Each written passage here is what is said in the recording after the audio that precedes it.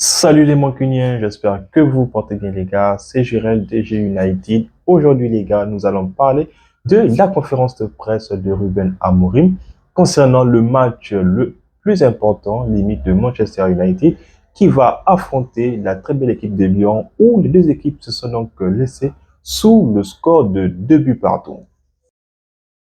Alors les gars, comme je l'ai dit lors de l'introduction, la vidéo, elle est donc basée sur la conférence de presse de Ruben Amorim. En plus de ça, Ruben Amorim est arrivé en conférence de presse avec un joueur comme l'est l'accoutumée. Et le joueur qui était donc invité, c'était bien sûr Harry Maguire. Et le moins que l'on puisse dire sur cette conférence de presse-là, c'est que la plupart de la conférence s'est clairement et uniquement concentrée sur André Onana. Parce que oui, la plupart des questions étaient posées sur Onana, étant donné que, en posant les questions donc à Ruben Amorim ou bien à Maguire, Onana était, on va dire, au centre de toutes les questions qui lui ont été posées. Bien évidemment, nous avons donc la très mauvaise nouvelle de Joshua Zirkzee. Malheureusement, donc Zirkzee s'est blessé pour le reste de la saison. Il ne sera donc plus de la partie. Il ne va plus rejouer pour Manchester United pour la saison 2024-2025. Reste à savoir maintenant pendant combien de temps il sera disponible. Est-ce qu'il sera donc disponible pour la pré-saison de Manchester United? Seul le temps nous le dira. En plus de ça, les gars, Ruben Amorim, en lui posant la question, donc, qui seraient donc des joueurs qui seront donc disponibles, il a donc bien fait part des joueurs comme Johnny Evans qui reviennent, mais malheureusement, ce joueur-là ne pourra donc pas faire partie donc de la liste des joueurs qui seront là pour recevoir la très belle équipe de Lyon. Évidemment, la question donc cruciale, l'une des questions cruciales qu'on a posées à Ruben Amorim, les gars, c'est bien sûr donc qui sera le gardien titulaire demain face à Lyon, à Old Trafford, sans hésiter, tout en coupant la parole aux journalistes. Il a donc bien sûr donné la réponse haut et fort que c'est bien sûr André Onana qui sera le gardien titulaire. Est-ce que le temps que Ruben Amorim lui a accordé pour pouvoir se reposer, parce que ce dernier, encore une fois, lorsqu'on lui a posé la question basée sur André Onana et aussi sur le fait que les gardiens de Manchester United sont peut-être, limite, je vais essayer de paraphraser donc les mots de la conférence, est-ce que ce ne serait donc pas les boulets, voilà donc de l'équipe? Celui-ci s'est donc mis dans une posture de défenseur de ses poulains, dans la mesure où, effectivement, Ruben Amorim, les gars, a pris part de André Onana. Non seulement c'est un joueur, lui aussi, il a été joueur, donc lui aussi, il connaît ce que c'est la ferveur donc que peut ressentir un joueur lorsqu'il est dans une mauvaise passe. Lorsque Ruben Amorim a laissé André Onana pendant la rencontre contre Newcastle, même si encore une fois, Manchester United s'est incliné 4 buts à 1. Cela n'empêche qu'il fallait donc un repos, pas forcément physique, mais aussi un repos mental pour André Onana. Ce qui fait en sorte que pour le match de demain contre Lyon, Onana sera bel et bien titulaire. Il a ajouté que Onana était un joueur de l'effectif. Ensuite, il a bien fait comprendre aux journalistes que Onana, certes, fait des bouts, lui-même aussi, il fait des bouts. Donc, celui qu'il faudrait impérativement pointé du doigt, c'est forcément Ruben Amorim.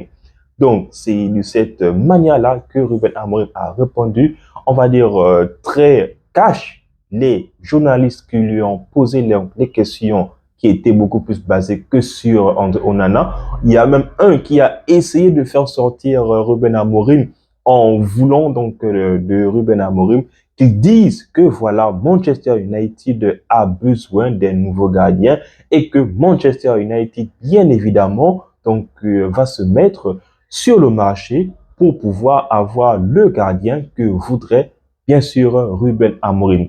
Ensuite, les gars, puisque Maguire était là, on lui a posé la question donc de qu'est-ce qu'il ressent lorsqu'il joue devant André Onana et qu'est-ce que ça fait d'avoir donc un rempart comme André Onana.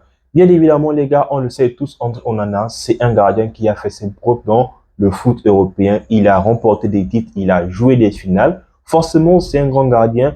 D'ailleurs, c'est l'une des raisons pour lesquelles Manchester United est allé le chercher. Aujourd'hui, les gars, on le sait, celui qui bouchait vraiment les trous ici et là, c'était bien sûr David De Gea.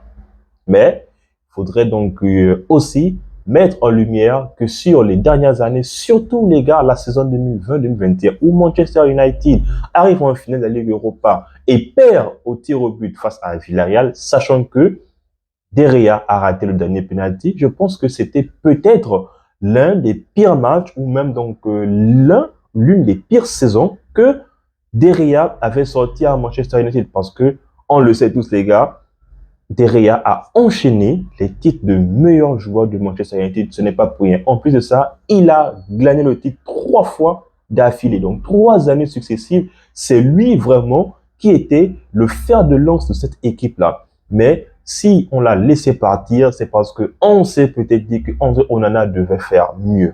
Malheureusement, ça ne se passe pas comme prévu. Et c'est la raison pour laquelle André Onana lui aussi subit des vagues de critiques incessamment et à chaque fois qu'il se permet de faire une bonne, jusqu'à ce que un des illustres joueurs, les gars, qui est donc Roy Keane, a sorti que André Onana aurait mieux fait de se taire. Faudrait pas qu'il ouvre sa fouine. Il ne veut pas donc sortir des propos aussi, on va dire, virulents lors de la question qu'on lui a posée concernant l'équipe de Lyon quand ils devaient se rencontrer avant le match aller de la Ligue Europa. Malheureusement, c'est le foot, donc on va aussi dire que c'est le game, les gars. Donc, Onana, on le sait, c'est un gardien camerounais. Donc, les Camerounais sont tout le temps confiants. Et c'est la raison pour laquelle, les gars, André Onana donc a répondu, qui je pense a répondu de la plus belle des manières, tout en mettant en avant d'abord les qualités de l'équipe de Lyon, en commençant que Lyon est une très belle équipe. Néanmoins, Manchester United est une meilleure équipe. Donc, il croit en son équipe, il croit à ses joueurs. Ce n'est pas parce que, voilà, donc, il a fait un pire match. Aujourd'hui, donc, on peut avoir, donc, des exemples. Nous avons vu, donc, Donnarumma qui a fait un match assez cataclysmique lors du match aller contre Liverpool. Mais le match retour, ou même encore le match retour contre Aston Villa, bah, si ce n'était pas un grand Donnarumma, les gars, Paris devait être éliminé. C'est peut-être le cas avec Manchester United et André Onana. Il se pourrait que peut-être donc André Onana fasse un match vraiment référence depuis qu'il arrive à Manchester United. Oui, il est peut-être donc l'un des pires gardiens de l'histoire. Néanmoins, il faudrait donc pas lui jeter la pierre à 100%, étant donné que la défense de Manchester United, les gars, est une défense qui nous essaie de remanier encore et encore malgré les différents entraîneurs qui sont donc passés. En plus de ça, il y a un journaliste, les gars, qui a posé la question à Maguire que qu'est-ce qu'un joueur comme Onana peut ressentir lorsque on est dans cet état-là, étant donné que Maguire a lui aussi vécu ce genre, on va dire, de traumatisme. Et là, j'ai encore une fois, les gars, aimé la réponse de Harry Maguire. Celui-ci a donc répondu, on va dire, majestueusement aux journalistes que faudrait pas qu'on Onana prenne cela donc pour acquis. Lui, ce qu'il doit faire, c'est son taf, c'est-à-dire jouer au foot, prendre les matchs après match. Il sait donc qu'il doit se mettre en tête qu'il doit faire de son mieux à chaque match. Il doit s'entraîner, il doit s'améliorer et c'est ce qui fera en sorte que Onana pourra donc limite renaître de ses cendres parce que aujourd'hui les gars, Harry Maguire, il n'est peut-être pas donc un titulaire indiscutable, mais Maguire aujourd'hui, les gars, c'est un joueur qui fait des prestations, on va dire, honorables. Ce ne sont pas des prestations, voilà, on va dire, honorifiques, mais ce sont des prestations qui sont donc moyennes, ce sont des prestations dignes d'un défenseur, peut-être pas donc de calibre comme Ferdinand ou même encore Vidic, mais aujourd'hui, ce n'est plus le même Maguire qu'il a 2 années ou voire 3 années. Non, les gars. Encore une fois, on a aussi posé la question de l'importance de pouvoir remporter la Ligue Europa, que ce soit Maguire ou même encore Ruben Amorim. Les deux ont répondu ils ont répondu de la meilleure de façon, je me trouve même les gars. Donc, Maguire a bien donc répondu en disant que même s'ils remportent la Ligue Europa, bien évidemment, ce serait un trophée qui leur serait donc bénéfique, ce serait un trophée qui va leur apporter une bouffée d'air. Et ça, il n'y a rien à dire. Étant donné que, encore une fois, Maguire a reconnu vraiment la saison décevante que lui et ses coéquipiers ont fourni ou bien ont présenté cette année avec des irrégularités à outrance cette saison 2024-2025. Pareil pour Ruben Amorim. C'est donc presque la même réponse que Harry Maguire. Bien évidemment, donc la Ligue Europa, c'est donc une compétition importante. On va dire que c'est carrément le dernier rempart pour que Manchester United puisse au moins jouer la Ligue des Champions. Mais Ruben Amorim, les gars, c'est vraiment un entraîneur qui sait donc bien jouer avec les mots. Lui, il a donc essayé de prendre la question sur deux volets. Je m'explique.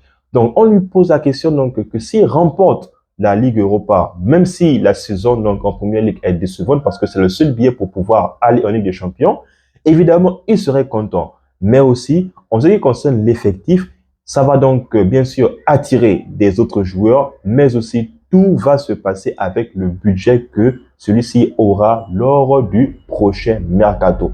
Et cela ne suffit pas. Il s'est même projeté, les gars, sur le fait que Manchester United ne puisse pas remporter la Ligue Europa. Et pour lui, ce serait peut-être une aubaine. Pourquoi? Tout simplement parce que, les gars, si Manchester United ne joue pas de titre européen, limite donc de compétition européenne la saison prochaine, pour lui, ça va lui laisser donc le temps. Ils auront au moins donc une semaine avant de pouvoir effectuer une rencontre. Et ça, c'est peut-être donc quelque chose de bon augure parce que lui, il se base sur ça. Il se base en fait sur un système que tous les joueurs doivent assimiler. Que ce soit les anciens, que ce soit les futurs joueurs ou même encore les joueurs qui sont donc encore en prêt. Donc, voilà pourquoi, les gars, je dis que Ruben Amorim a bien sûr donc pris la chose de bon côté. Bien évidemment, donc il a encore prôné le fait que les joueurs doivent s'améliorer. Le club, c'est un club qui mérite évidemment de pouvoir remporter des titres, mais il faut être vraiment franc avec soi-même. Et c'est vraiment donc l'une des réponses que j'aime bien lorsque je regarde ces interviews, même si c'est en anglais, les gars. Je me permets donc de faire donc des images en sous-titré.